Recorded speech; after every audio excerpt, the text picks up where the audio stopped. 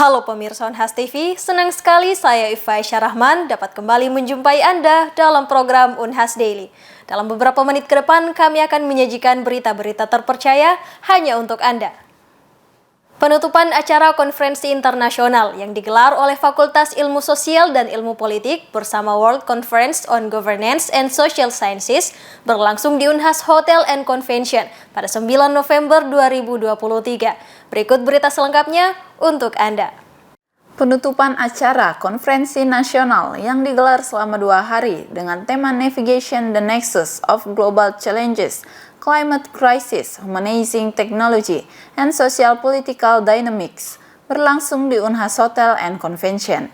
Hari kedua konferensi nasional diadakan diskusi antara para pemateri dan para peserta yang cukup interaktif. Konferensi nasional ini tidak hanya menghadirkan pemateri-pemateri hebat dari dalam negeri, tetapi juga dari luar negeri. Acara ini kemudian ditutup oleh Dekan Fakultas Ilmu Sosial dan Ilmu Politik Universitas Hasanuddin, Profesor Dr. Pil Sukri MSI, yang diwakili oleh Ketua Panitia. Oke, jadi pertama-tama saya ucapkan terima kasih ya kepada Unhas TV karena berkenan untuk meliput acara kita ya, WCGSS 2023 World Conference on Governance and Social Sciences 2023 ini yang mengusung tema tentang bagaimana kita bisa mengadres ya, memberikan solusi terhadap kompleksitas isu yang kita hadapi dalam ranah keilmuan Fakultas Sosial dan Politik ya. Oleh karena itu kita dari FISIP Unhas menyelenggarakan acara ini dengan tujuan untuk bisa mendapatkan kontribusi riset pemikiran dari berbagai akademisi maupun praktisi yang kiranya nanti bisa memberikan kontribusi ke masyarakat. Karena seperti kita tahu tema yang kita miliki, yang kita adakan dalam konferensi ini mencakup tentang masalah artificial intelligence, tentang digital transformation, kemudian masalah climate change, dan berbagai isu lainnya yang mungkin menjadi perhatian kita semua. Dan tentunya kalau misalnya ilmu riset yang kita lakukan tidak didistribusikan, tidak disebarluaskan, maka tidak akan bermanfaat. Jadi dengan adanya konferensi ini menjadi momen bagi para akademisi, bagi para ilmuwan untuk men-sharing hasil dan temuan-temuan mereka yang bisa memberikan kekayaan pemikiran ya, bukan cuma bagi dirinya sendiri, para presenter itu yang hadir di konferensi ini, tapi juga bagi para audiens. H. Abdul Razak Z, Cangara SIP MSI MIR, mengatakan bahwa melalui konferensi ini diharapkan para presenter tidak hanya sekedar membagikan ilmunya, tetapi juga mendapatkan feedback dari audiens untuk merevisi hasil risetnya. H. Abdul Razak Z, Cangara SIP MSI, juga mengatakan bahwa ada 107 naskah yang disubmit untuk dipresentasikan dan ditargetkan 107 naskah tersebut dapat dipublis pada pertengahan tahun depan. Universitas Hasanuddin berkolaborasi dengan Coca-Cola Foundation dan Ancora Foundation menggelar talk show Plastic Reborn 4.0 Edukolasi pada 9 November 2023 di Gedung Ilmu Pengetahuan dan Seni Universitas Hasanuddin. Berikut berita selengkapnya untuk Anda.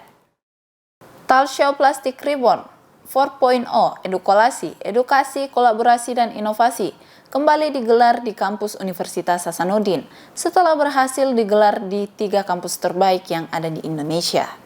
Plastic Reborn merupakan pendekatan yang menggabungkan teknologi daur ulang tinggi dengan inovasi desain untuk menciptakan produk baru dari limbah plastik. Plastic Reborn bukan hanya sekedar daur ulang konvensional, melainkan upaya untuk memberikan nilai tambah pada plastik yang telah digunakan. Kegiatan Plastic Reborn di Universitas Hasanuddin dibuka oleh MC dan sambutan dari Wakil Rektor Bidang Kemitraan, Inovasi, Kewirausahaan, dan Bisnis Universitas Hasanuddin, Profesor Dr. Engineering Insinyur Adi Maulana STMPil. Dilanjutkan dengan speaker season yang menghadirkan chairperson Coca-Cola Foundation Eksekutif oleh Mr. Triyono Prijo Susilo, Director of Ancora Foundation oleh Ahmad Saki Habibi, CEO of Mall Sampah oleh Adi Saifullah Putra, dan founder of Parompong Recycle and Waste Lab oleh Randy Aditya Wasit. Speaker season ini dimoderatori oleh Puri Anindita. Tak hanya itu, mahasiswa yang hadir dalam talk show ini diberi kesempatan untuk melakukan tanya jawab bersama dengan para pembicara. Dilanjutkan dengan pemberian plakat kepada para speaker. Oh ya, jadi kalau penerapan plastik rebound sendiri itu sebenarnya bagian dari misi Pak Rektor ya, bahwa akhir tahun 2024 Unhas itu harus zero waste. Nah ini yang merupakan tantangan bagi kami. Kebetulan Pak Rektor dengan misinya itu tersebut membentuk Pokja Persampahan. Nah salah satu yang kita lakukan adalah kemudian memetakan persoalan persampahan di Unhas. Jadi kami ada dua. Pertama itu persoalannya ada di tata kelola persampahan, dan kedua adalah prasarana persampahan itu sendiri. Kalau prasarana persampahan sebenarnya kita sudah punya contoh satu itu di kampus Goa, yaitu ada TPS 3R yang kita sebut dengan TPS 3R Plus.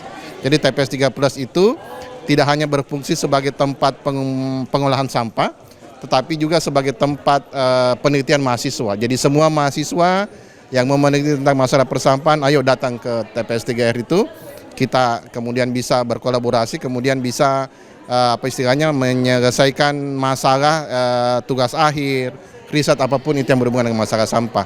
Nah yang ketiga ini yang dua tadi itu lebih kepada internalnya kita, jadi kebutuhan Unhas. Nah yang ketiga ini sebenarnya lahir dari keresahan kita, karena justru di sebagian besar generasi muda itu melihat persoalan masalah sampah ini hanya persoalan masalah ada sampah, ambil, angkut, buang. Dr. Engineering Irwan Ridwan Rahim STMT menyampaikan harapannya bahwa dengan adanya kegiatan ini bisa menjadikan Unhas sebagai pusat rujukan tentang pengelolaan sampah. Kalau di kita lihat plastik rebound ini bagian daripada proses untuk kita bisa membangun awareness di masyarakat dan juga secara umum, baik itu mahasiswa, anak-anak, generasi muda maupun pelaku usaha yang terkait dengan pengumpulan dan daur ulang. Jadi ini yang kita harapkan bisa dibangun terus, dan tentunya nanti bisa dikonek lagi kepada bagaimana menerapkan sistem sirkular ekonomi secara langsung di dalam perusahaan. Baik, iya, jadi dalam Plastic Reborn itu kita selalu mengedukasi publik supaya mereka lebih aware ya, lebih tahu, paham bahwa plastik itu ada manfaatnya. Kalau misalnya di para penggunanya itu sudah selesai, itu masih bisa digunakan kembali, dan kesadaran itu yang perlu ditumbuhkan. Jadi semuanya nanti bisa kita selamatkan gitu, tidak mencemari lingkungan. Seperti itu. Kita bekerja sama dengan program Plastic Reborn itu di tahun 2018 sampai di tahun 2021 ya. Termasuk tahun ini juga bekerja sama untuk program ini ya. Di Plastic Reborn 2 dan 3 Mall Sampah bekerja sama untuk memberdayakan pengapul pemulung dan untuk mengedukasi masyarakat, termasuk tujuannya adalah bagaimana masyarakat bisa sadar dan bisa memiliki akses untuk mengelola sampah menggunakan teknologi. Akhir dari Talkshow Plastic Reborn 4.0, edukasi, kolaborasi, dan inovasi di Universitas Hasanuddin, yaitu sesi foto bersama. Andrea Ririn Karina Taslia Ramadhani, Unhas TV. Majelis Kehormatan Mahkamah Konstitusi (MKMK) menjatuhkan putusan kepada Hakim Konstitusi Anwar Usman dengan sanksi memberhentikannya dari jabatan Ketua MK terkait adanya pelanggaran kode etik. Berikut informasi selengkapnya untuk Anda. Anwar Usman selaku Ketua Mahkamah Konstitusi saat ini telah dijatuhi hukuman atas pelanggaran kode etik oleh Sidang Majelis Kehormatan Mahkamah Konstitusi. Ketua Majelis Kehormatan MK Jimli Asidik didampingi anggota Wahiduddin Adams dan Bintan R. Esaragih dalam putusan Majelis Kehormatan MK nomor 02-MK-L-11-11-2023 yang digelar di ruang sidang pleno Gedung 1 MK pada 7 November 2023 dengan menjatuhkan sanksi memberhentikan Hakim Konstitusi Anwar Usman dari jabatan Ketua MK. Sebelumnya, Majelis Kehormatan MK telah menerima 21 laporan dugaan pelanggaran kode etik dan perilaku Hakim Konstitusi mengenai putusan MK nomor 90/PUU/21 angka Romawi /2023 tentang pengujian Undang-Undang nomor 7 tahun 2017 tentang pemilihan umum. Atas laporan tersebut, MKMK menyelenggarakan serangkaian sidang pemeriksaan dan mendengarkan keterangan ahli serta saksi. Terkait dari putusan yang menanyakan bahwa terkait kode etik dari Ketua Mahkamah Konstitusi, menurut saya itu sudah sesuai karena dari Undang-Undang Kekuasaan Kehakiman itu sendiri mengatakan kalau persoalan kode etik itu akibat hukumnya itu cuma ada 3. Yang pertama mungkin teguran secara lisan, atau yang kedua teguran secara tertulis, dan yang ketiga itu pencopotan. Nah, dari hasil dari putusan MK kan menyatakan bahwa Ketua Mahkamah Konstitusi Anwar Usman itu kan dicopot dari jabatannya. Berarti sudah sesuai dengan dasarnya dari Undang-Undang Kekuasaan Kehakiman. Cuman terkait putusannya, itu mungkin putusannya akan bersifat final dan mengikat, jadi tidak bakalan susah untuk dicabut dari putusan tersebut.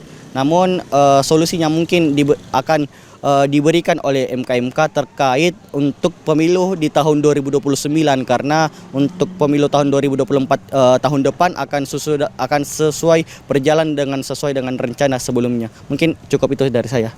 Salah satunya dihasilkan putusan MK nomor 02-MK-L-11-2023 terhadap dugaan pelanggaran kode etik dan perilaku Hakim Konstitusi atas terlapor Ketua MK Anwar Usman yang dilaporkan oleh Denny Indrayana dan kawan-kawan.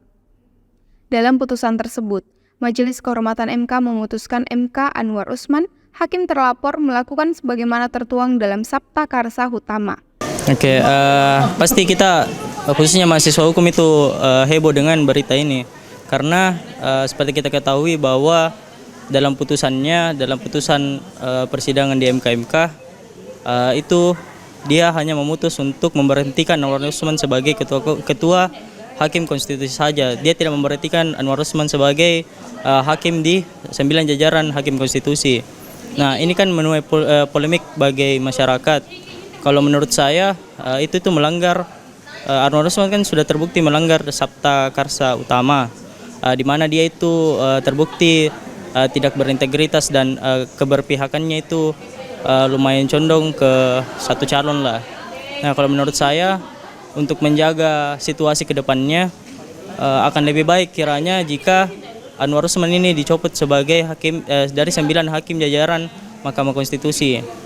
Dalam wawancaranya, Syabil selaku mahasiswa hukum Unhas mengungkapkan bahwa putusan Anwar Usman yang diberhentikan dari jabatannya sebagai Ketua MK menuai berbagai polemik di masyarakat.